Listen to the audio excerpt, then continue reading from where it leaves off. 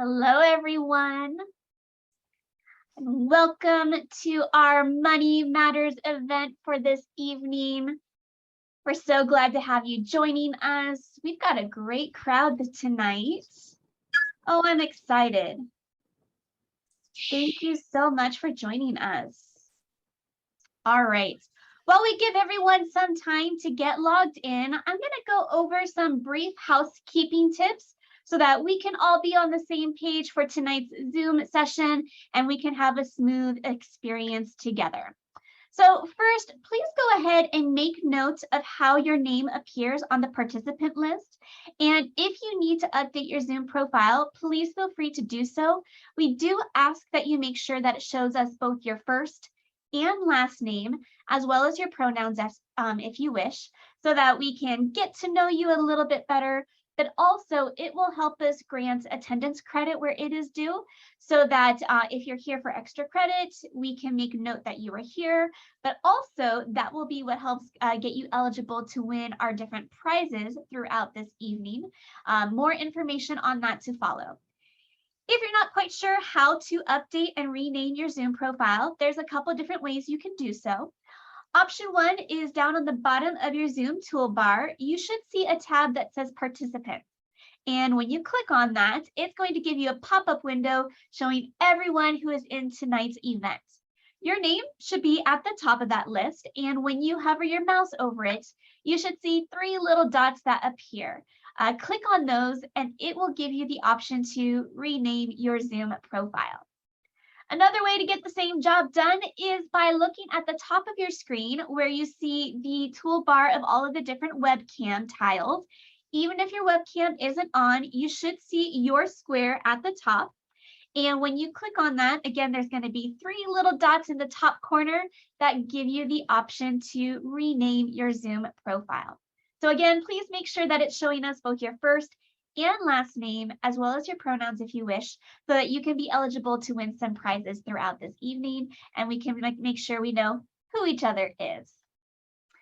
Also, please be aware that tonight's presentation is going to be recorded for educational and promotional purposes.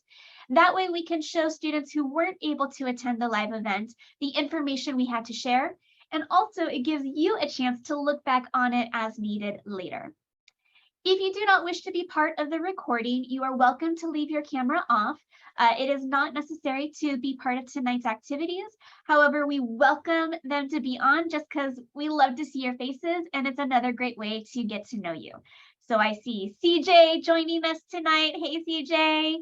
And there's Magda and Jenny. Hi, y'all. Thank you so much for joining us. All right. Please also know that captions will be provided tonight if that would help you with your learning experience. All that you need to do is just look down in the bottom of your Zoom toolbar, click on the 3 little dots that say More, and then it will give you the option to show subtitles. We'll also make sure that our recording afterwards is closed caption for everyone as well. Please make sure that we keep all microphones muted unless you are the one who is specifically speaking. We get it. Things happen that are beyond your control. Maybe if you're joining us from home, the dog starts barking in the background, or if you're still in the office, somebody comes walking in wanting to talk about tomorrow's meeting, and they don't realize that you're actually in a webinar yourself right now. You can't control those things, but what you can control is that mute button. So please and thank you for staying muted, but there'll be plenty of opportunities for you to ask questions and get them answered throughout tonight's event.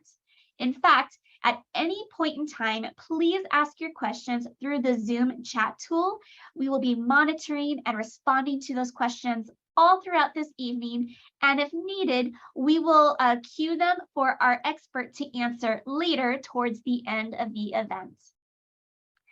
Now, in addition to wanting this event to be a fun space where you get your questions answered, we also want it to be a safe space. So please make sure that we keep all conversation clean, respectful, and civil so we can all enjoy tonight's activities.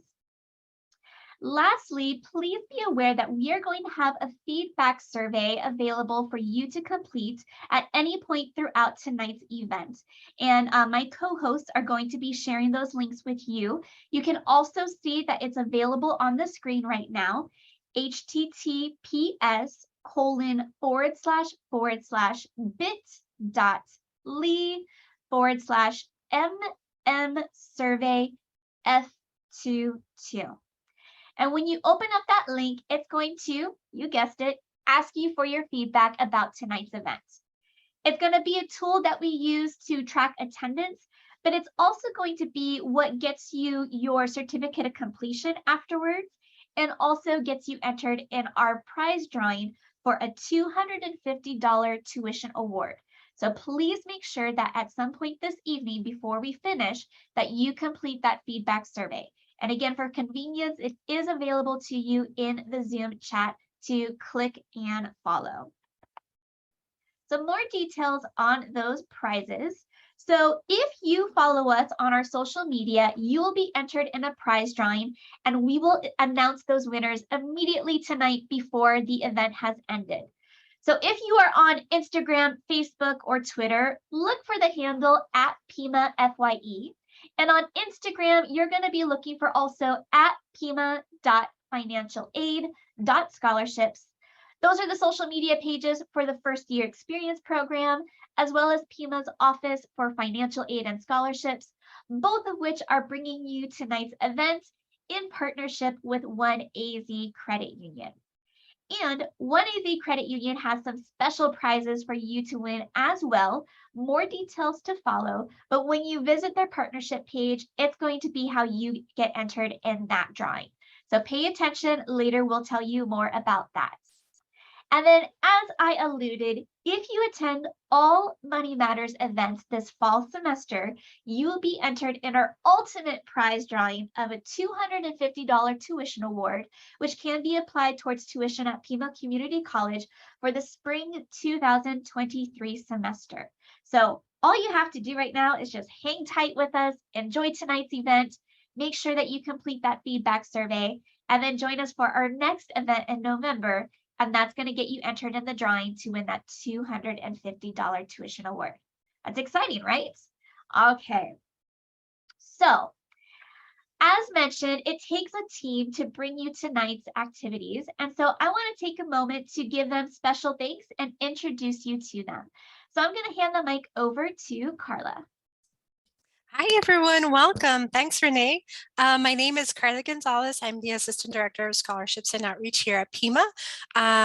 I work with students with scholarships and some of these events as well. So I'm happy to be here. My pronouns are she, her, and hers.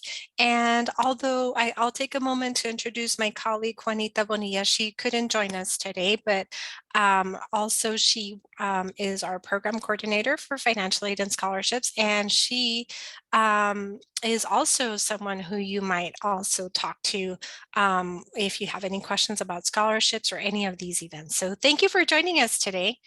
I'll hand the mic over to you, Renee. Thank you. Well, for those who I have not yet met, my name is Renee Forsyth.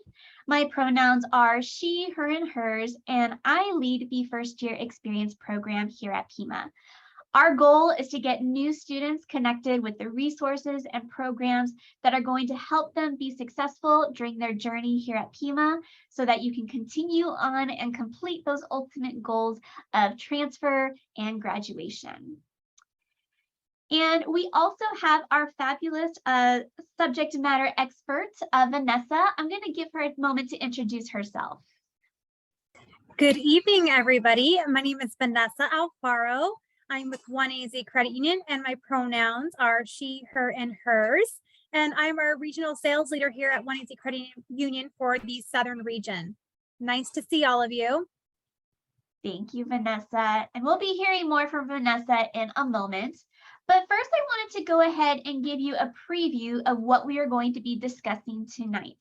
So the featured topic for this Money Matters event is borrowing. So here's a little taste of what we can look forward to.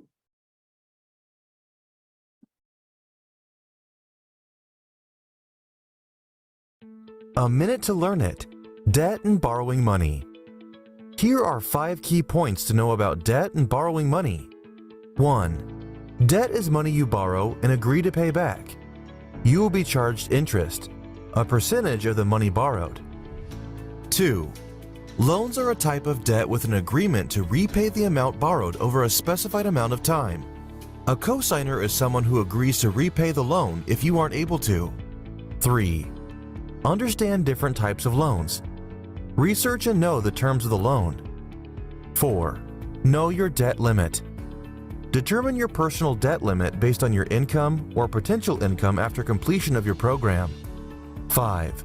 Review loan repayment and consolidation options. Research and determine which will work best for your financial situation.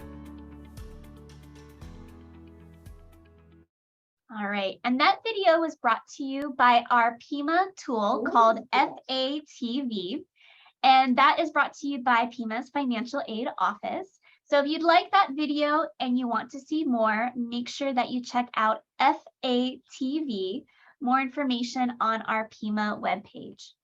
But for right now, I am going to hand the microphone over to Vanessa, and she's going to dive into this topic about borrowing. So without any further ado, Vanessa, please take it away.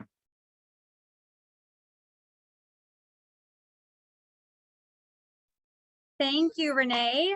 I hope everyone can see my screen here. We're just going to jump right in. It was a great segue into all the great information we're about to cover here. All right, so as I mentioned earlier, I am with OneAZ Credit Union. Big footprint here in our community. My name is Vanessa Alfaro. We're going to skip past the bio there and get right to the good stuff. Tonight, we're going to have a crash course in borrowing. So we are going to cover the most commonly utilized types of loans for your borrowing needs. So we'll go over a lot this evening. As a reminder, feel free to put your questions in that chat, and we'll be happy to answer those for you throughout the evening. All right, a lot of questions around borrowing. Probably aren't going to cover them all this evening, but we can get a lot done in this amount of time here. So we've received a lot of questions about credit cards, but maybe you have questions about how mortgages work, how to qualify for mortgages, car loans and student loans. What are your options out there? What's available? What are the term differences? Maybe some of this is new to you. Maybe you already have a couple of these different types of loans, but we're definitely going to cover the basics and give a crash course on these types of lending products here. Crash course in credit cards. Credit cards, what are they? What type of debt is this considered? So credit cards are considered what we call unsecured debt. That means there's no collateral, there's more risk from the bank, there's no recourse. Because credit cards are considered unsecured debt and they're not tied to any type of collateral, they tend to have higher interest rates. I think we've all seen that on some of those ads and maybe some of the offers that we've personally received. And that's because of the risk that the bank has or the lender has when they are offering that unsecured debt option. Credit cards are also what we call revolving debt. That means you could use your credit card, pay it off, and use it all over again without having to reapply. These are great options for short-term lending needs and also to accumulate some of those points and rewards that we hear about on a lot of these different credit card offers.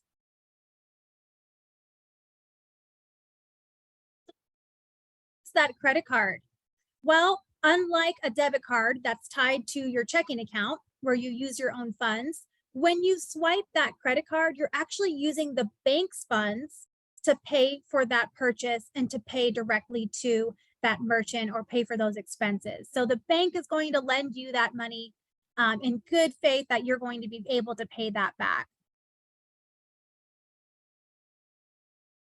And then you get your monthly bill, and then in return, you're going to pay the lender or the bank back for the money that they allowed you to borrow during that initial purchase. So you'll get your bank statement and your bill that's due. So you're using the bank's money to pay for your purchases and your items.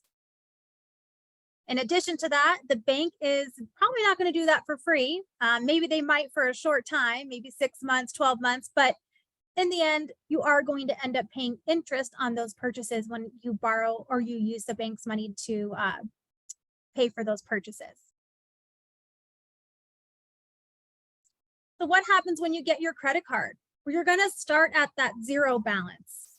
Let's say you have a credit card and the bank said, based off your application, based off your credit score, your job history, we're comfortable giving you a credit card and you borrowing our funds up to $2,000. So now you have a credit card limit of $2,000. Starting January 1st, there's no balance, but come January 10th, you need car repairs. Those car repairs are going to cost you $1,000. So you use your bank or lender's credit card. Now you're carrying that balance of $1,000. Your statement is probably going to end towards the end of that first month. So your statement is going to report a balance of $1,000 owed. It's going to be reported to 3 different credit bureaus: Experian, Equifax, and TransUnion.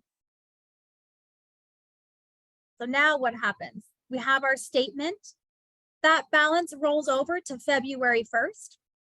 Our first payment is due February 26th, but come February 7th, your mechanic calls you and says, guess what? Those repairs are going to cost $500 more than what I told you. Ouch.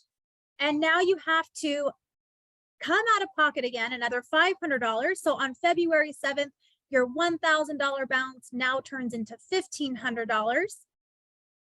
But on February 26th, when your payment is due, you take care of that first initial short-term need and you apply $1,000 towards that bill. Your statement gets sent out on the 28th and they record a balance of $500 owed. That also now goes to Experian, Equifax, and TransUnion. And that balance is reported owed on your credit bureaus. Now that $500 rolls into March 1st. March 24th, your payment is due. You're on it. You take care of that short-term need. You pay it off in full, which is ideal. And now when your statement goes out on March 31st, your credit is back down to zero balance owed. And that's what's reported to all 3 credit bureaus. You're in great shape there. That's what the lenders want to see. That's what helps your credit score.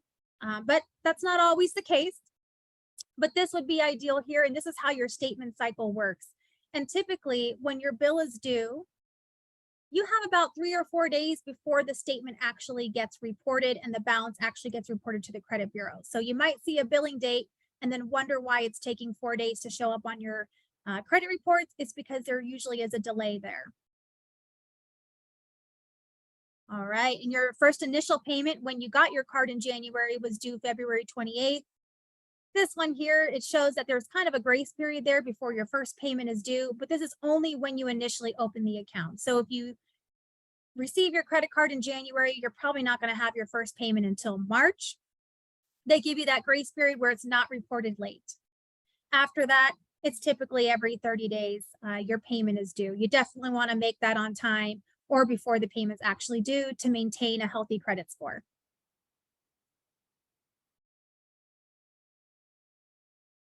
All right, but what if you can't take care of those short-term needs right away? Not everybody can take care of a $1,500 unexpected expense. We know this, but typically if you're not able to do that and you have to carry over that balance of $1,500 in car repairs, the bank or lender will usually require you to pay off 2% of that balance plus interest, whatever that interest rate was that you agreed to. So in this scenario, if you carried a balance minus the interest, your minimum payment would be $30 a month. Not too bad, but we also didn't include the interest there. We advise avoiding the minimum payment here, and here's why. This can be very, very expensive. Let's say you owe $5,000. Maybe that car repair cost you $5,000, or maybe you jumped the gun a little and you really wanted to go on that Hawaii trip. So you put it on your credit card. Well, what does that mean? If you can't pay for Hawaii today, or maybe you can't pay that $5,000 off next month, let's just say that you agreed to pay the bank 19.99% in order to use their money when you wanted to. Your minimum payment on that with a 2% balance expectation would be about $100 a month. It would take you over 8 years and 4 months to pay off Hawaii. Total interest is $4,985. So Hawaii just cost you about $10,000. So it's very, very important to pay more when you can. Only use what you anticipate being able to pay off the following month. So I'll give you one other scenario. Sometimes those unexpected expenses, medical, car repairs, maybe we can't always pay those off in the next month, but we work really, really hard to pay additional towards principal, more than the minimum payment. Those scenarios are going to happen. But we also have some scenarios where clients or members will put all of their monthly expenses on their credit card, utility bills, electric, water, gas, and then they know that they're going to pay it off the next month. The only time I would suggest doing this is if you absolutely know that you're living within your means, that you're going to use the funds in your checking account to turn around and reimburse yourself. You ask, why would I do that? That sounds like extra work. Well, a lot of credit cards, including OneAZ's, will give you rewards points or cash back. So that's a great way for you to make money on expenses that you know you already have regardless. But only do that if you know you're going to pay off every billing cycle. So as you can see here, very expensive if we cannot pay these off right away. Some fun facts on credit cards. I don't know how fun. Some of this could be alarming here, but some fun facts here. So 70% of adults have at least one credit card. 57% of college students have at least one credit card. So what would that be on this call? Maybe about 13 students here have a credit card. We have $910 billion in credit card debt here in America reported as of September of 2021. And the average credit card debt per person is about $5,668 on average. If you do carry a balance here, check with your lender. There are options. You can do balance transfers. I know we've all seen them. Your interest rate on your credit card today might be 24%, but when you first got that card, maybe it was 0%. Look into your balance transfer options. You might be able to transfer any balances that you're carrying right now for a lower interest rate in order to help you pay that balance owed a lot quicker. There is a lot of speculation on credit cards. A lot of people have opinions on them, but one of the questions we get commonly asked here at the credit union is, can you get a credit card safely, or is it safe to have a credit card? Absolutely. It is safe to have a credit card. It comes down to the user. Be responsible. Know your terms and conditions. What rate are you truly getting? What happens when that promo expires? So do your rate shopping, look at your terms and conditions, and really only utilize a credit card when you absolutely need it.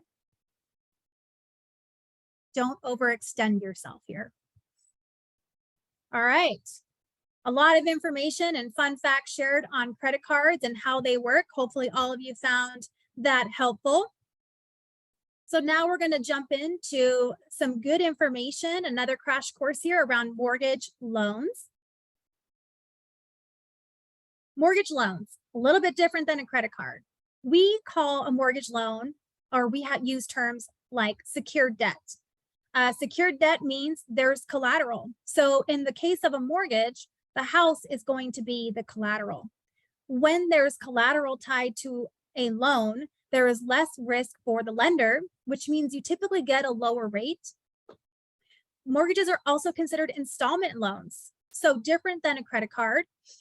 This is a one-time loan. You agree to a certain term, certain rate, certain payment, and once that loan is paid off, that's it.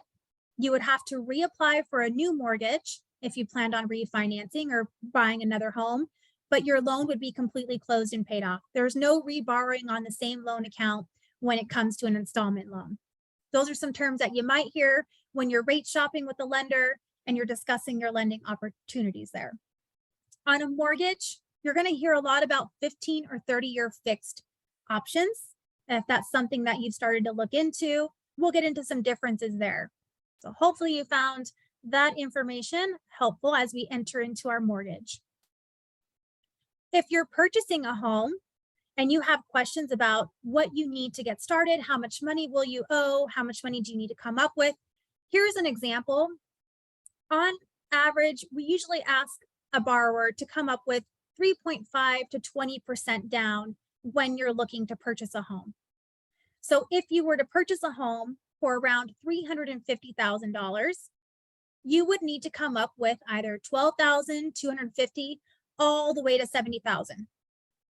Seems like a lot of money, right? I mean, I don't have a $70,000 check to write right now, but there's good news. There are so many programs that offer down payment assistance. Know this, go to your county. Pima offers a lot of different programs.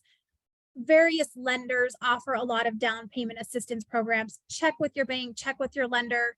I know with this current housing market today, we are actually offering 100% financing here at OneAZ Credit Union, but definitely check with your resources if you know anybody in the mortgage industry. You may not have to come out of pocket at all. All right, going on to the next thing here. You're going to find an amortization schedule listed in your mortgage terms. This basically shows you, I have a dog. So sorry, guys, and a puppy. So things are about to get crazy. All right. So this shows you how your monthly payment is applied towards your principal and interest throughout the life of your loan. I'll show you an example here in our next slide.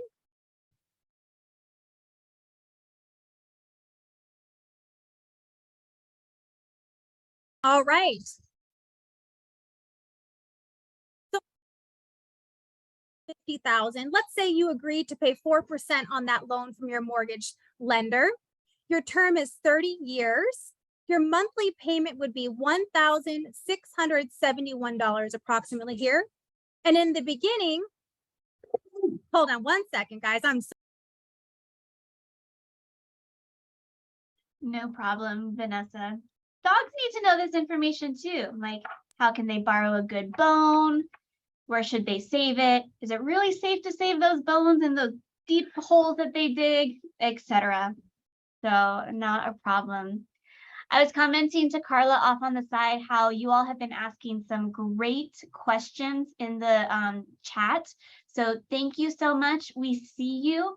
And what we are doing is we are banking a lot of these questions for Vanessa to answer later. So please know that we are not ignoring you. If you have any questions that pop into mind, keep letting us know in Zoom chat and we will get them answered later.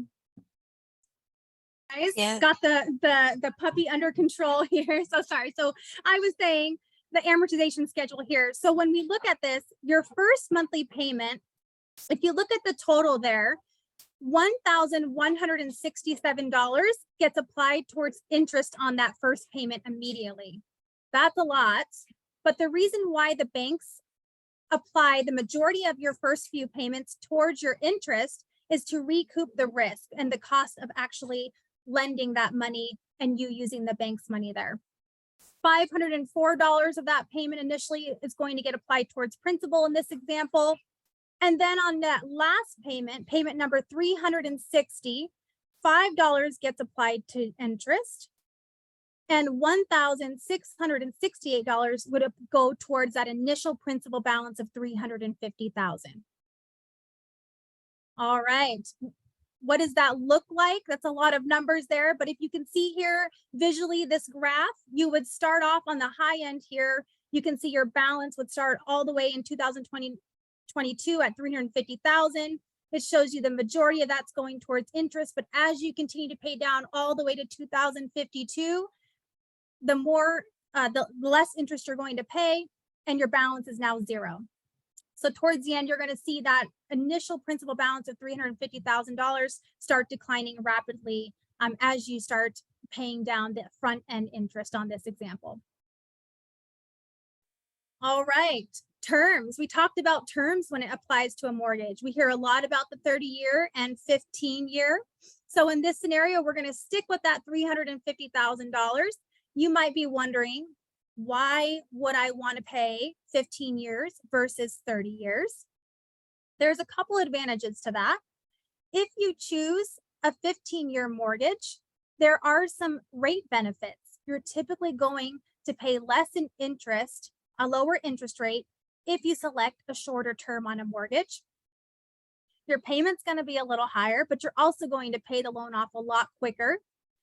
A 30-year mortgage, you might have a slightly higher interest rate, but this doesn't necessarily mean that this is a bad option. It really depends on your personal financial goals. You can see here that the 15-year mortgage, your payment would be $2,502. On a 30-year, $1,670. So if your goal is to pay this off faster, have no mortgage or rent payment in retirement, absolutely, if you can afford it, let's go the 15-year. But if you need something a little more affordable, then there's nothing wrong with exploring the 30-year option, which is most commonly what we see here as lenders. If you decide to go through a 15-year, you can see in this scenario, you would save $150,000 in interest over the life of the loan. Who doesn't want to save $150,000? I know I do. But again, this might not be the option for everybody. So definitely explore these options with your lender here. But these are the two scenarios that we on average see when it comes to borrowing for a home. All right, now that we've explored and done a crash course on mortgages, we're going to jump into auto loans. I think this is something everyone can relate to. You either need one or you already have one. All right, so an auto loans are also considered secured debt. What's securing this debt would be the auto, the vehicle. This is also an installment loan. The terms are a lot different than a mortgage, though. We're not going to give you 30 years to pay off your car loan. We're probably going to give you about 36 to 84 months here. So some differences there in the types of loans and the terms you would typically see when it comes to borrowing for a vehicle. And a reminder that installment loan means that it's a set term. Once it's paid off, the account is closed, no reusing the funds. And here we can show you how the payments are applied. Because it's an installment loan, those payments are going to include your principal and interest. And again, because it's installment, it is what we call front end loaded here. So you're going to be paying the majority of your payment towards interest at the very beginning of your loan. Any of you ever wondered why your balance isn't going down and you've had your car for 6 months? It's because it's probably going towards the interest. A little bit will go towards your principal, but over time. All right, so now we're towards the middle of your loan term, and now you kind of start to see that it's maybe 50-50. Some of it's going towards interest, maybe 50% is going towards the principal balance. But just like the mortgage we saw, towards the end, very little is going towards interest. The majority of your payment should be going to principal, which means you're getting ready to pay that loan off much quicker. Always encourage to apply more to principal, make additional payments if possible. All right, on auto loans, you might hear, well, how does my interest accrue? What does that mean? On auto loans, your interest accrues daily. So what that means is you're paying interest on the balance that you owe daily. That means paying your on-time payments, you're going to be paying the exact interest anticipated in your loan contract in that amortization schedule. If you're paying your payments early, you're going to be paying less interest than anticipated because the balance is going down quicker. Your daily balance is less and less. If you're paying those payments late, you're paying on that balance daily. So therefore, you're going to be paying more interest the higher that balance is. And not only that, but you're looking at some late fees there. So definitely make those payments on time or early when possible. Okay, crash course on personal loans. These are considered unsecured debt. Something that's not listed here that I'm also going to cover are there two types of unsecured personal loans. One is revolving and one is fixed terms, similar to the credit card and also an installment loan option, but this has no collateral tied to it. And as we talked about earlier, when you have unsecured debt with no collateral, there's more risk to the lender or the bank. So you're typically going to pay higher interest rates on this type of loan. You can definitely get with your lender to see which option is best for you, either the revolving unsecured line or the fixed loan there. And these can be used for anything. When we're talking about unsecured debt, there are a couple types that you definitely want to stay away from. That's going to be those payday loans. That might get you in a cycle where you are taking one loan to pay off the previous loan, because those have very short terms and periods for you to repay back the money that was borrowed there. Another one that you're going to want to stay away from are title loans. Those are also short-term loans. They also are going to use your title, your auto title, as collateral. And as you can see here, extremely high interest rates, up to 204% APR in the state of Arizona can be charged on title loans and payday loans. Payday loans, you typically get into a cycle where, I don't know if any of you have ever heard this term, robbing Peter to pay Paul. So you're taking out a loan to repay the previous loan, and it's very, very hard to get out of. Payments are extremely high, and the interest rates, you're paying a lot to those lenders that initiated that loan for you. Definitely two to be aware of. Stay clear from those. All right, this one I'm sure can apply to all of you here. Either you've looked for the information, you've worked with one of those great Pima advisors, but we're going to go over some general information when it comes to those student loan options. These are considered unsecured debt. They have the option for federal loans and private loans as well. All right, a couple of types here. We have direct subsidized loans, direct unsubsidized loan, direct plus loan, and direct consolidated loan. These might be familiar to you. You probably have already received great information from your helpful advisors here. So direct subsidized. These might be good for undergraduate students that can demonstrate the financial need and will qualify for this type of assistance. Interest while in school, about 3.73%. Then we have direct unsubsidized. Good candidates would be undergraduate and graduate students. No need to demonstrate that financial need or require that assistance. You or the borrower would be responsible for paying that interest. Undergrad, 3.73%. Graduates, 5.28%. Plus loans, good for graduate students, parents of undergrads, and no need to demonstrate the need for the financial assistance. You, the borrower, or your parent would be responsible for paying that interest, about 6.28%.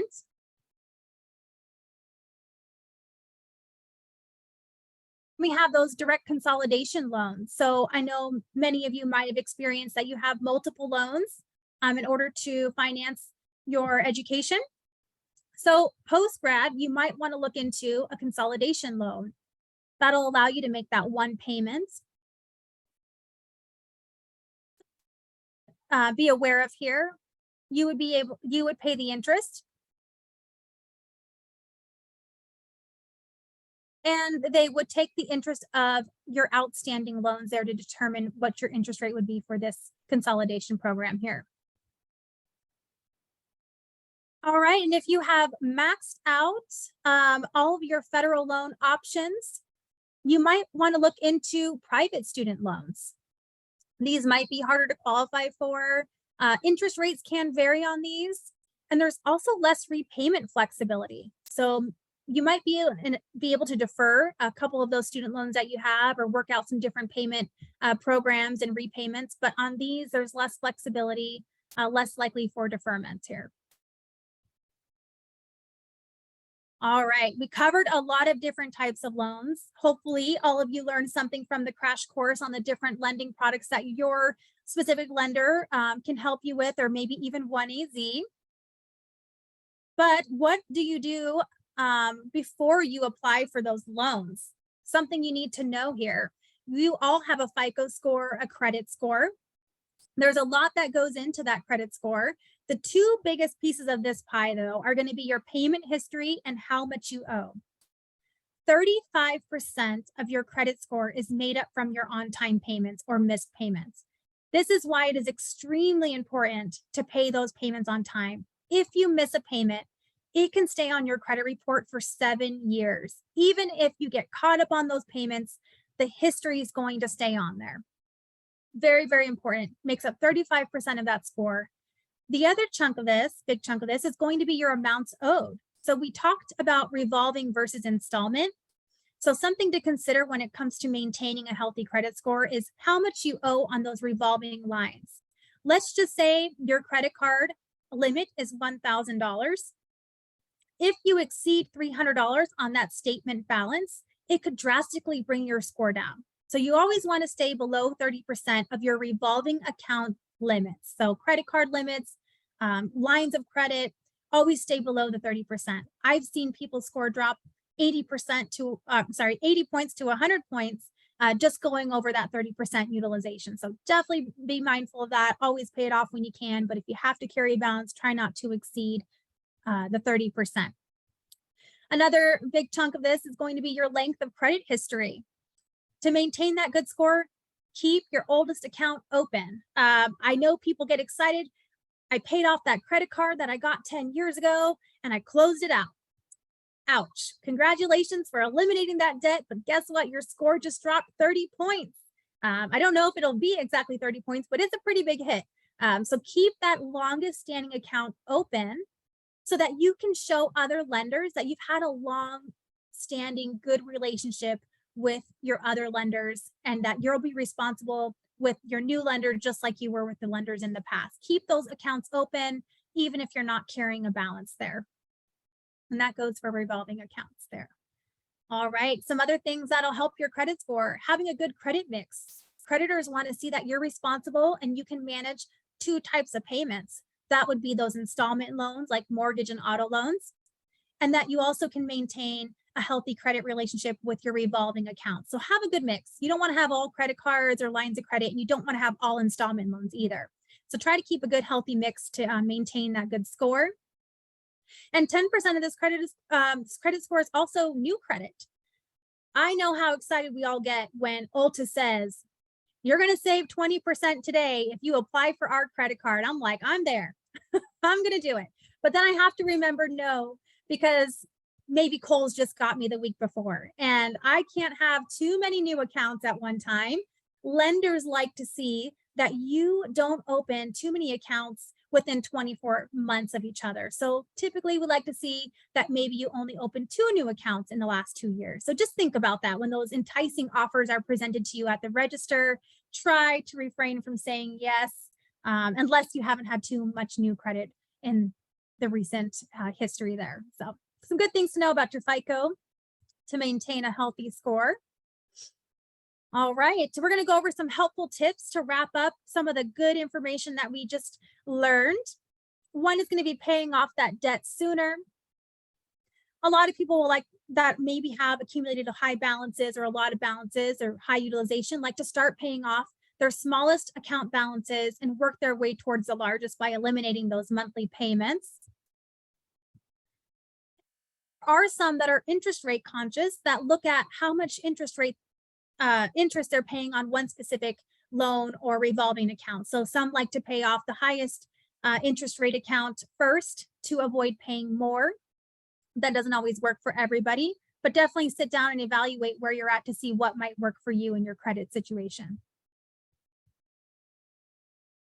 All right, and some recaps here on and some more helpful tips on the mortgage. This can also go for other installment loans. Ask your lender when you're shopping around about biweekly payments. Biweekly payments would mean that you pay 26 half payments versus one full payment a month over a year's time. On a mortgage, this can save you 5 years off your mortgage and an additional $41,000 in interest. So talk to your banker, your lender, and see if this is something that is an option available for you. Again, we talked about knowing your terms. That 15-year mortgage, you save $150,000 as a reminder in interest. So if this is something that you're starting to look into, definitely ask your lender. Some helpful tips here: dues of borrowing. Raise your credit score before you borrow. I know this kind of seems backwards, but it's important, because if you're going to apply for an auto loan and you haven't worked on your credit yet, maybe you haven't looked at your credit report or your score and you really don't know what to do. Maybe you need to bring that balance under the 30% to help your score a little bit. The better your score, the better your rate, the better your term, the more you're going to save. Ask your lender about fixed rates versus variable rates. Choose a fixed when you can. Also consider your down payments. Those can help improve your rate. Also eliminate different things that lenders might add on, like mortgage insurance due to the risk. So when you can, try to apply more towards a down payment there. Some more dues of borrowing: shop around for the best rates, ask questions, try to pay off that debt early, and also review those truth in lending statements. Don't sign anything unless you know what you're really signing up for. The worst thing that can happen is you get into your auto loan and you don't realize that you have a 20% rate when there are much better options out there. So go through that truth in lending statement, see what fees are in that contract, see what your amortization schedule looks like. Definitely know what you're signing up for and go through that information with your lender. All right, again, those don'ts of borrowing, really just simple. Stay away from those payday loans. They're not good for you. Title loans, and try not to carry those credit card balances. Ooh, one of my favorite parts here, now that we're toward the end. So okay, that was it for our credit crash course, borrowing crash course. We have a great offer. Renee kind of alluded to this early on in the introductions.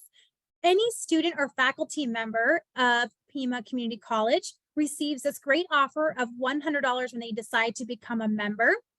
We have a nice QR code there for you to scan if this is something that you'd like to explore. Feel free to do so. The ladies from Pima have also been kind enough to share our site, our Pima Community Partnership landing page in the chat and early on. So if you're not able to scan that QR code, you were provided a link throughout the presentation that you can also follow for more information there. And we're also giving a giveaway. This does not require a membership here, but this QR code is going to take you to a registration form that is active as of today, October 6th through Friday, October 14th. You're eligible to win our Adidas backpack with a $50 Office Max gift card to apply towards those student expenses. And we're going to announce the winner October 18th. So capture that QR code, go register. We'd like to have a winner. We're excited. We want to celebrate you. But that's what we have here from OneAZ Credit Union. And hopefully that was a great crash course for all of you. And I'd be happy to answer any questions now that we've concluded that presentation.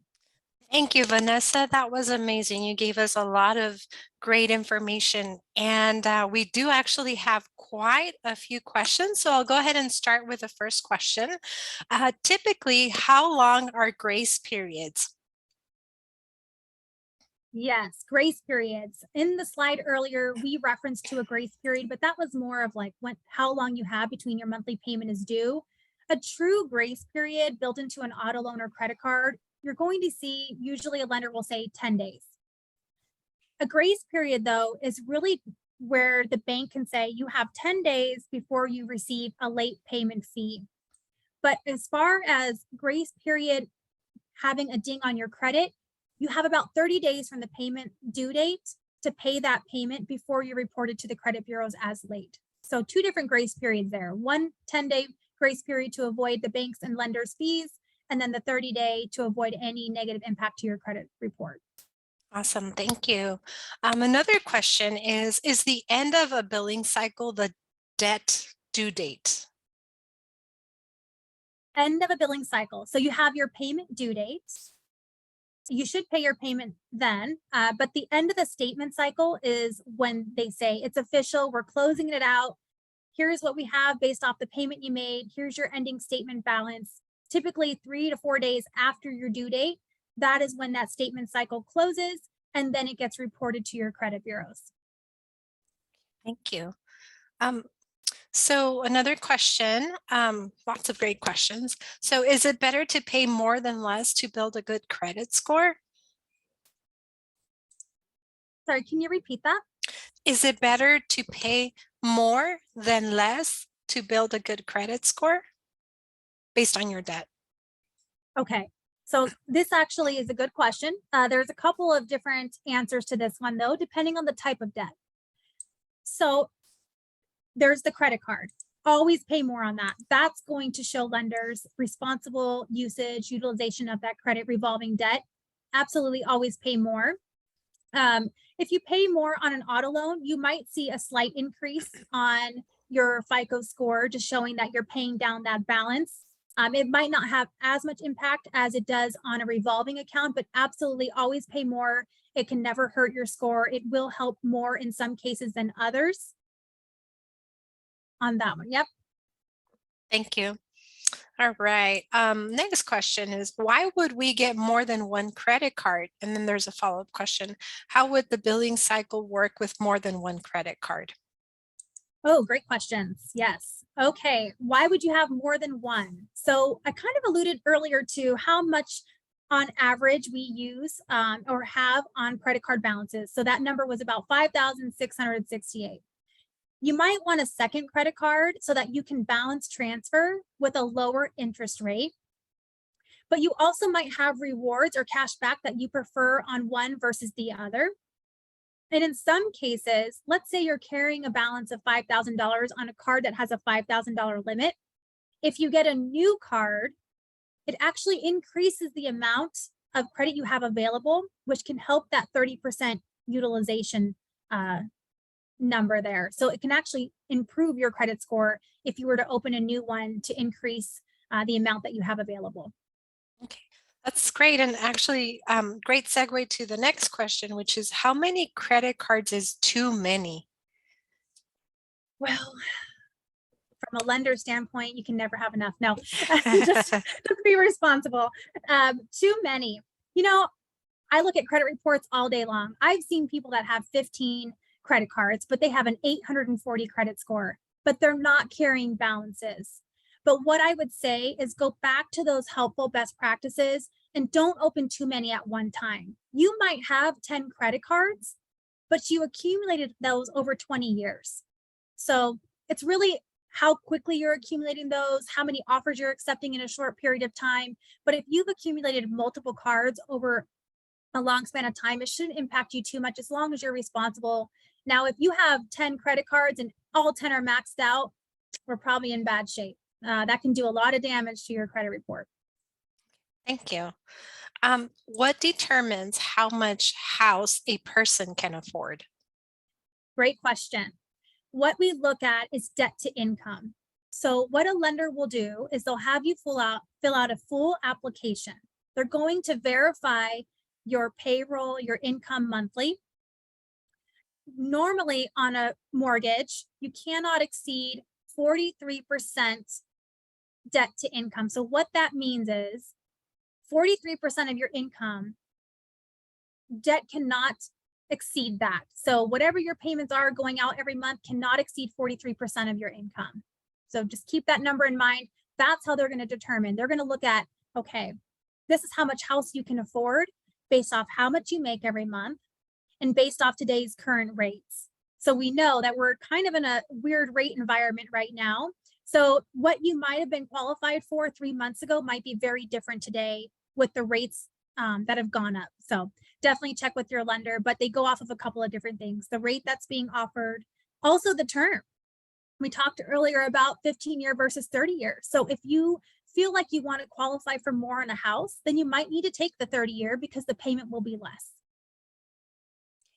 And again, perfect segue for the next question, which is, so the first payments for a house aren't going towards paying the house, meaning the principal, but paying off the interest. Is that correct? The majority, yes. We saw that it was over $1,000 interest in that $350,000 scenario going towards interest, but you're also going to find that on a lot of other installment loans. Thank you. And so would you be able to emphasize a little bit more on PMI? There was a comment, not necessarily a question, but a comment about you may want to emphasize the need for on-time payments more than anything, even if it's just the minimum, since credit scores are impacted dramatically by late payments and delinquencies, stay on your reports for around 7 years. So they were just asking to maybe elaborate a little bit on PMI. Okay, so the late pays on your credit reports are different than what I'm understanding as PMI. So maybe we can get some clarification on that question, because PMI is in the lending world, private mortgage insurance. Is that what we're referencing here? I believe so. Christopher, can you confirm? I believe this was here. PMI was Okay. separate from credit, so two different topics. Okay, I was wondering there. Thank you though. Yeah, so your PMI. So when we look at the mortgage options, there's something that's called private mortgage insurance. This is not your homeowner's insurance. So if you have a flood or, a grease fire in the kitchen and your insurance kicks in, this is something different than that. Private mortgage insurance is actually something that the lender will add on to your mortgage loan based off the risk of borrowing. So the less that you put down, the higher your private mortgage insurance is going to be within your payment. So your mortgage payment might be $1,800, but if you don't put 20% down, the lender might actually add $300 to cover the private mortgage insurance. That's also to eliminate the risk on the lender's end. Thank you. Thank you for that. I think we have time for a few more questions. So why is it difficult to borrow money if I don't have a credit score? I am not from here. And when I came 3 years ago, I needed a card, but it could not be under my name. So I had to use my stepmom's credit record. I thought this was very strange. So technically, why is it difficult to borrow money if you don't have a credit score? It's kind of a catch-22. You need credit to get credit, but you can't get credit unless you have it. So what we're looking for as a lender is your story. If we don't have a story to tell, then we don't know what our risk is. So we typically won't lend to somebody if we don't know the risk that's associated with that borrower. But there are options. So you can do what's called a secured loan or a secured credit card. That is secured by your own money. We talked earlier about different types of collateral. The collateral will be your savings account in that case. But you can speak to your lender. They should have options. We have one as well, that you can basically back the loan and create your terms based off the money that you're putting up to secure that. Why would I borrow my own money? Because you're showing that you can pay somebody back. And it's reported to all 3 credit bureaus. And that's only for a short period of time, just so we can at least get a credit score going for you. And then you can also, if you have a family member, you had mentioned, I think it was your stepmother or your mother, you can actually get added on, if they're okay with it, as an authorized signer to one of their longtime standing credit accounts. This is something that I actually just did for my 18-year-old daughter, and it shows that she has like 15 years worth of credit. But I added her to one of my longest standing credit cards for her to be able to establish credit right away. But you would definitely want to find somebody that was responsible with their credit account, because that can actually hurt you too. No late pays on that card that you're added to as an authorized signer. Okay, and I think we have time for one more question, and then we'll have more time for Q&A later as well. But this one is regarding mortgages. So when buyers have the option, it's better for buyers to adjust the payments to pay down on principal first, right? Unfortunately, there's no option to adjust that payment. There's an amortization schedule that's built into the terms of the original loan. The bank is always going to make sure that they recoup those costs up front. But what you can do is apply additional payments towards principal at the start of your loan. But you definitely have to at least pay the amortization schedule and follow that based off of what you agreed to when you first initiated that loan. Thank you. Awesome. So right now, thank you. We do have a few more questions that we will get to, I promise. But right now we're going to go ahead and do a quick activity. So we're going to test our knowledge. Let's see how much we learned. All right. So I'm going to go ahead and share my screen here with everybody. But before I do that, I'm going to share a Menti code. So we're going to do an activity on Menti.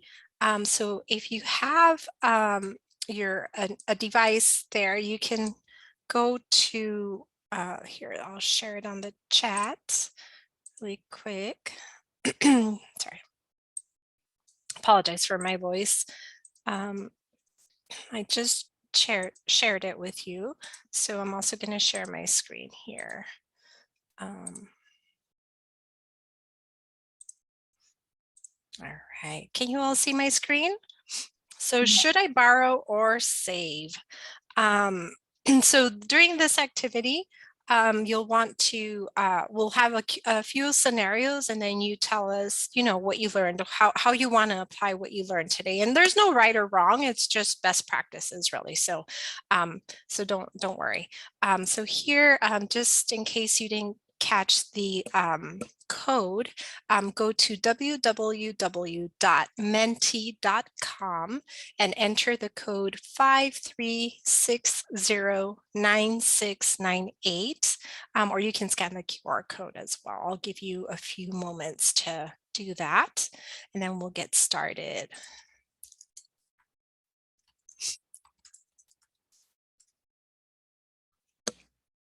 All right, so I see a lot of people joining. I see the little hearts. Awesome. I guess we're ready. Y'all ready? Y'all ready for this? Okay, you might be too young for that. All right. So would you save or borrow? Would you take out a student loan to go on a vacation? So tell me what you would do. All right, the majority of you are save your summer job money for your vacation. That's great. That's really great. As Vanessa was talking about earlier, how much would your Hawaii vacation cost, right? If you borrow a student loan or a loan. So definitely good job. Awesome. Awesome. You are applying best practices. All right, next one. So your anniversary is coming up in 1 month and you want to surprise your loved one with an expensive anniversary dinner. Would you save or borrow? Remember, you might end up sleeping in the couch if you don't, just saying. But what would you do? Save, awesome. Okay, awesome, yes, good job. Let's see, most everyone would save. That's amazing. Good job, great. So great job, Vanessa, sharing. All right, so Yeezys or Jordans, would you save or borrow? So, you know, save your holiday and birthday money, or save 20% of your monthly income, or put it on your credit card because you gotta have them, or that's what student loans are for, right? After all. Awesome. So most of you would save. Great job. I'm so proud of you all. That's great. All right, we have time for a few more scenarios.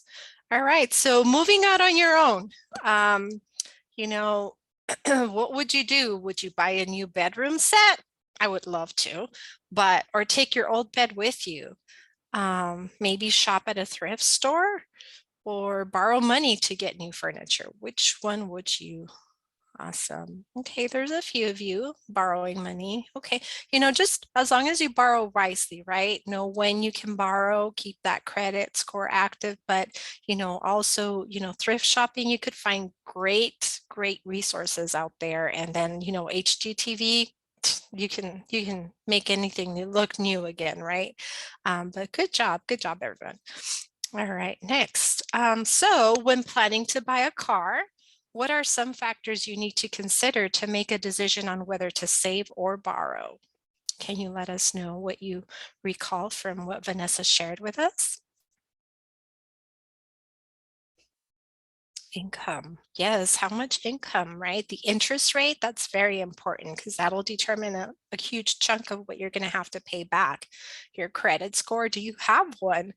You know, a lower payment, monthly income. Great, great. The expense of the car. What else is it? It's not just the car payment, right? It's also your car insurance. So all those extra expenses. So good job, everyone. Awesome. All right. These are too easy for you all. All right. So college tuition, should you save or borrow? You know, we know that the average cost of college tuition has increased, so definitely save. Borrow if you need to, right? Just borrow wisely. That's our phrase for today, borrow wisely. Both. Apply for scholarships. Good job. Yay. Awesome. You know, just by attending these sessions, you have an opportunity to win a scholarship or a tuition award. So that's great. Awesome. Start by saving and paying. Yes. Awesome. Grants, financial aid. So there's a lot of resources out there. Great job. All right. Next.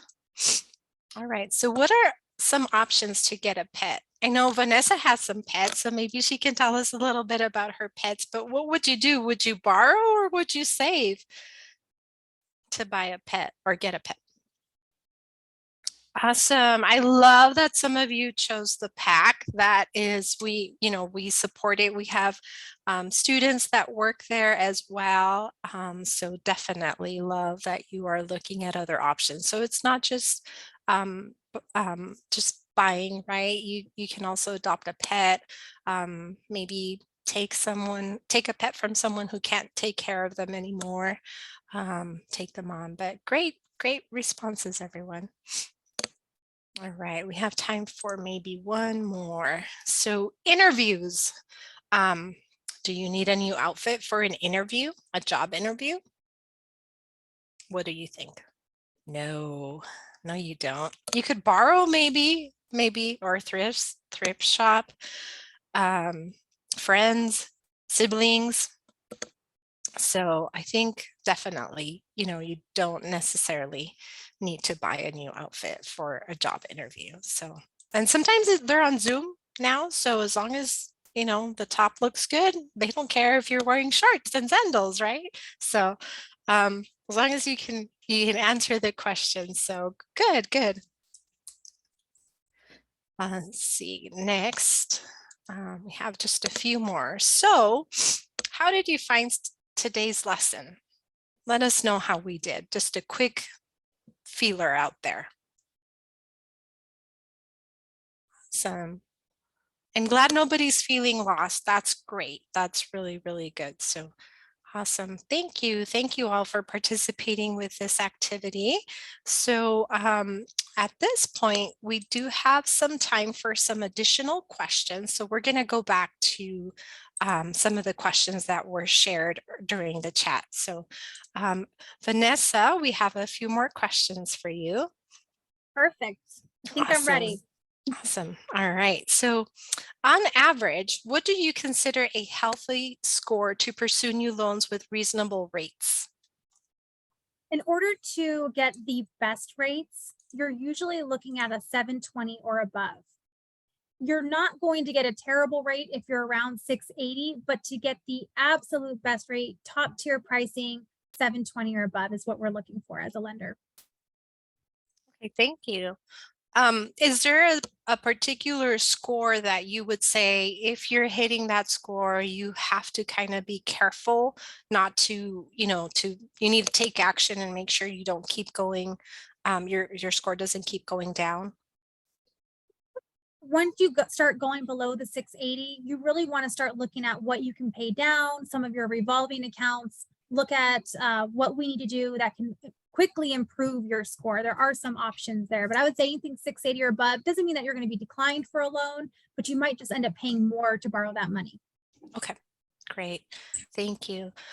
So how do we keep it? believe this was in reference to credit cards. How do we keep a credit card open without being in debt? Great question. You could fill your gas tank once a month and then turn around and pay it off the very next day. So it doesn't necessarily mean that you have to carry a balance. And when you use it that way, you actually avoid paying interest as well. So pay down your balances right away, and you'll be able to keep that card open and active. Some of them will actually only require one purchase a year, just to make sure that that account stays active. Okay, thank you. All right, here's another question. Kind of a scenario, but I recently transferred a balance from a secured card to a balance transfer unsecured card with a much higher credit limit with a different bank. My plan was to close the unsecured card account and pay the balance with a refunded secured deposit. Is it my oldest revolving account though? It is my oldest revolving account though. What do you recommend I do? This one, there's a couple gray areas here. So if this secured account was open in the past year, or if this was open 10 years ago, you might want to keep it if it's been open for quite a while. But if it's still a fairly new account, it's not going to have as much of an impact as it would if you close something that you've had open for more than 5 years, 10 years. So if it's fairly new, it shouldn't hurt too bad. But if you do have the option to keep it open and it's an older account, I would say go ahead and do that. Thank you. All right, here's another question. Can you negotiate credit card interest rates and benefits? If so, how?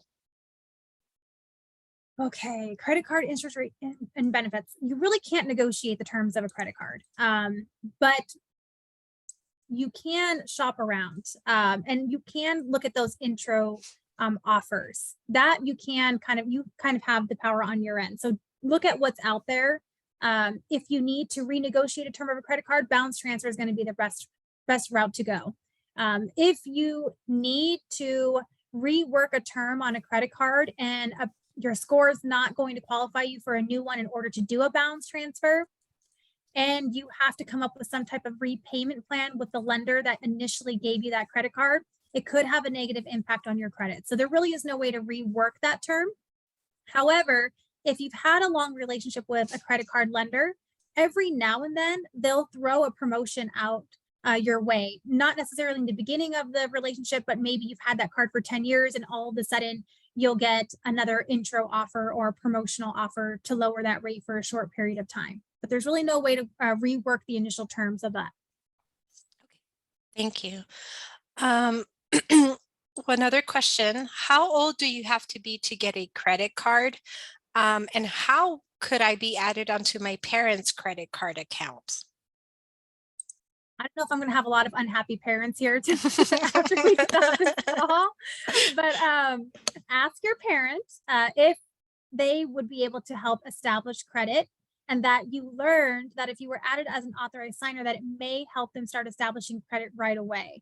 But you'd also want to talk about balances owed on their credit card and how that might impact you being added as an authorized signer. And I'm sorry, what was the other part of that question? Sure. So how old do you have to be to get a credit card? That varies. Some institutions, lenders will ask that you're 21, and some are okay with you being 18, but you just might have to provide more documentation to show the lender that you're able to repay. Thank you. For a card loan payment, how early do you usually recommend to do your payment?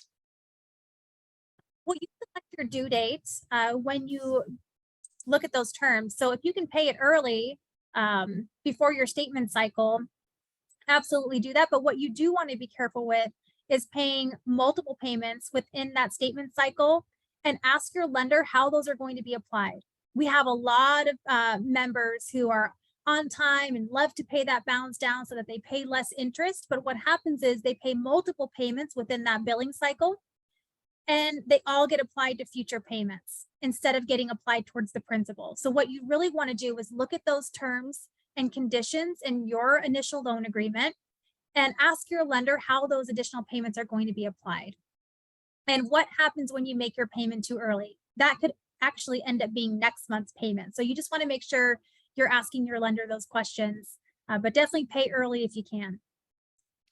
Would that be the same for a mortgage loan? If you want to make extra payments on your mortgage, do you need to let the lender know that it's for principal? Absolutely. Yes. Most lenders are just going to apply that as is, and the majority of that overpayment will go towards that interest. So you want to be very specific if you're going to make those overpayments, that it is going towards your principal. You want to make that request. Okay, because you want to pay down the principal, right? That's how you get it paid off Yes. earlier. Okay. Yes. Thank you. And another question here is, how do you close an account without affecting your credit score? Is it possible? That one again, there's that gray area. So the newer the account, it's probably not going to have that much of a negative impact on your score. But there's really not a way to close a long-standing account without it maybe impacting you just a little bit. But if you have a lot of other healthy credit accounts open, it may not bring your score down drastically. But the thing with the credit FICO score is everyone's situation is different. It's not one size fits all. So somebody that closes an account that's been open for 15 years, but has 5 other accounts around the same time, all at zero balances, still outstanding, might not see as much of an impact as somebody who maybe only has 2 accounts, one newer, one older. So you just have to look at the credit mix that you have and determine if it's wise to close that older account if you don't have a lot of other accounts with the same type of time span. Great, thank you. So how long do you have to wait before you can refinance your home? Typically, a lender will ask that you wait about 6 months to a year before you refinance. But those will also be in the terms of your initial agreement, but the average standard time is about 6 months. Okay. Same thing for an auto loan. Thank you. So at minimum 6 months. Yes. Okay. Awesome. Here's another question. So what is the best place to get a loan? Is there a difference between bank and credit union loans? Love this question. The best place, I mean, I would have to say OneAZ Credit Union, but credit unions actually are better for auto loans and loans in general because we're member owned. So that means all of our profits go back into the organization and back out to our members, which means we can offer much lower rates than you would find at a bank. So definitely, if you're not part of a credit union, join one. I know a great one, but look into what your credit union has to offer. You will typically see much more competitive rates when it comes to lending with your credit union. Thank you. And here, another question is, if I can avoid borrowing entirely, should I?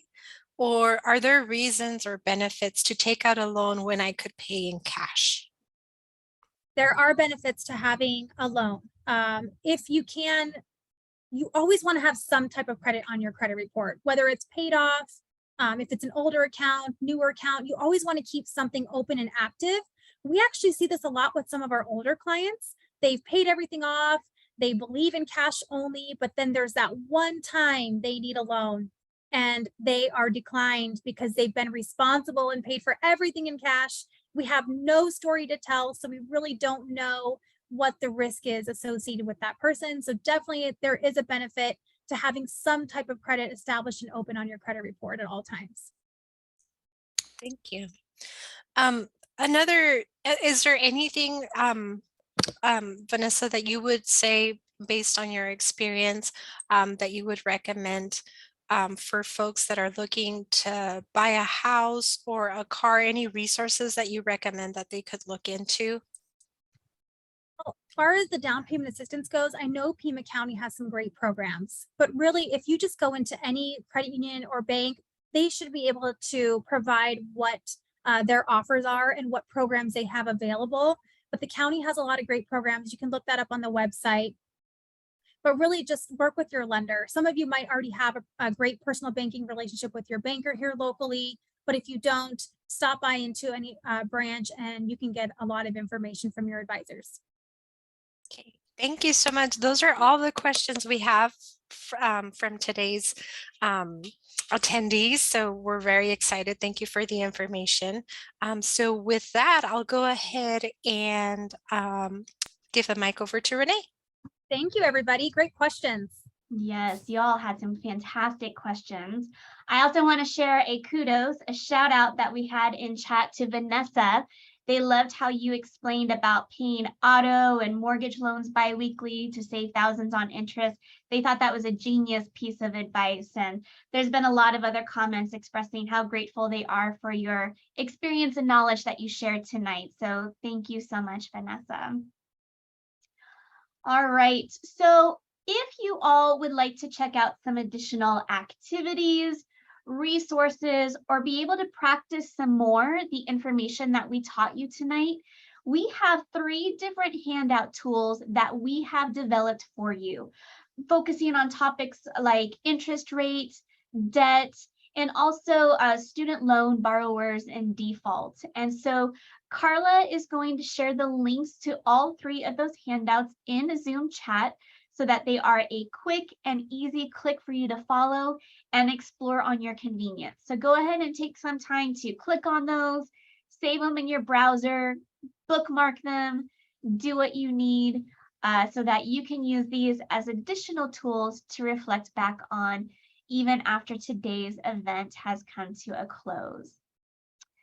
We have about 10 minutes left together, and so I want to go ahead and announce our lucky prize winners from the social media prize drawing. So for those of you who followed us on the first year experience social media pages, again, that handle was Pima FYE on Instagram, Facebook, and Twitter, as well as those who followed us on the pima.financialaid.scholarships account on Instagram. You were entered in a prize drawing. We selected at random, and so congratulations to Jose Santiago Campa for following the social media for financial aid. And then congratulations to Esme Corella for following us on the first year experience program. So virtual round of applause to our lucky winners. Please make sure that you complete that feedback survey before tonight's event has ended. That's going to be how we collect your contact information and Pima student A number, so we can look up your student accounts and be able to mail you your prizes after today's event. You have won this Pima prize bundle that you see pictured on the screen. And so please allow us a few weeks to get those prizes packaged and delivered to you. However, if you don't receive them a month from now, by all means, please feel free to reach out to us so we can track down your items. But again, congratulations to those lucky winners. And we still highly recommend that you follow us on our social media pages, because that's going to be a way that you can know what other events are coming up in the future, including other Money Matters just like tonight's. Now, again, in addition to this prize opportunity from Pima, OneAZ Credit Union also has that prize package that they are giving away when you go to their landing page. So again, for convenience, Carla has shared the link in chat. And so as a reminder, you are going to be eligible to win the Adidas backpack and the $50 Office Max gift card, which is valued of about $100 altogether. And so all you need to do is just scan that QR code or follow the link to the landing page in the Zoom chat. The sweepstakes is going to begin Thursday, October 6th, and it will end October 14th. So anytime between now and the end of day, or excuse me, 5 o'clock on Friday, October 14th, follow those steps, and then the winner will be selected through a random drawing on Tuesday, October 18th. You will need to pick up the prizes through any of the OneAZ branches, and they will follow up with you with more information if you are the lucky winner. Vanessa, is there anything else you want to add regarding that prize opportunity? No, we're really excited, and the registration is super easy. If you just follow that link or use the QR code, we're excited to announce that winner. Thank you. All right, and again, if you have not done so already, please make sure that you fill out the feedback survey through the bit.ly link that is both on the screen and also available to you in Zoom chat. So when you complete this feedback survey, not only does it allow you to give us feedback about tonight's event, and that's how we improve to make sure that these events are meeting your needs. But also it's going to be how we track and confirm attendance. It's going to be, if you were one of those prize winners, how we know how to follow up and get in touch with you. And also for everyone who attended tonight's event and who completes that feedback survey, you will receive a certificate of completion, and OneAZ Credit Union will be sending that to you. Also, if you would like some additional information from OneAZ Credit Union, you want them to reach out and contact you regarding any questions that you may have about opening an account with any of their branches, that feedback survey will also give you a chance to indicate that so that they know to follow up and reach out to you if you choose. Also, as a quick reminder that when you complete this feedback survey and you attend both events for this semester, so tonight's as well as our next event in November, you will be eligible you'll be entered in the drawing and eligible to win our $250 tuition award, which can be applied to your tuition balance at Pima Community College for the spring 2023 semester. So our next event is going to be hosted on Thursday, November 3rd at 4:30 to 6 o'clock. And that topic is going to be about savings. So we've talked about borrowing this evening. Next time, we're going to be talking about savings. So the RSVP link is shared in chat. It's going to be the same one that you did for RSVP to tonight's event.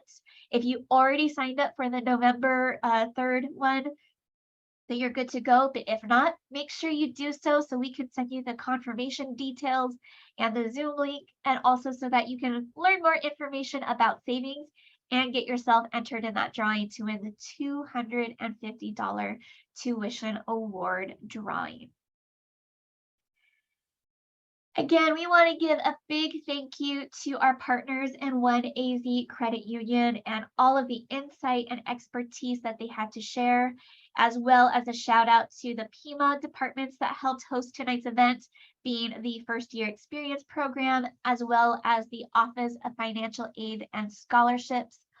If you would like to follow up and contact us, our information is shared on the screen, and the links to contact us will also be available in Zoom chat. So please feel free to find us on the pima.edu webpage. If you have specific questions or you'd like some more information about financial aid, you can visit their webpage as well, which will be here. If you have questions, you can email them at scholarships@pima.edu. If you have questions and you want to follow up with the First Year Experience Program, then you will be going to pima.edu/FYE. In addition to Money Matters, which is part of the Adulting series, Pima's First Year Experience Program offers 7 different initiatives to get our students connected.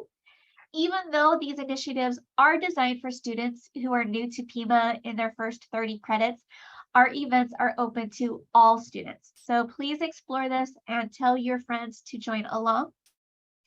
If you have questions, you are welcome to follow up and email us at cu-mentors@pima.edu. Also, for future events college-wide at Pima, check out Pima Engage if you have not done so already. You already have access to it with your Pima username and password, the same credentials you use to sign into your student accounts and My Pima. But this is where you can see all upcoming events that are happening college-wide. Lastly, for that landing page once more about OneAZ Credit Union, you can follow the links that are in chat. And this is going to talk to specifically our Pima students and explain the partnership we have with OneAZ Credit Union. It's going to talk to you about some opportunities and special offers that are available to you. And it's also going to have some additional financial information for your benefits. Before we sign out, Vanessa, is there anything that you would like to add? I just appreciate everybody taking the time out this evening to learn about credit and borrowing. I was excited to join all of you, and thank you for the partnership, and thank you students for attending. Absolutely. Carla, anything else that you would like to add? No, just thank you everyone again. Ditto. Just thank you for being here. We really enjoyed engaging with you all. Absolutely. I echo what they have to say. Thank you so much for joining us tonight. We hope to see you at the next Money Matters event in November. Make sure that you RSVP.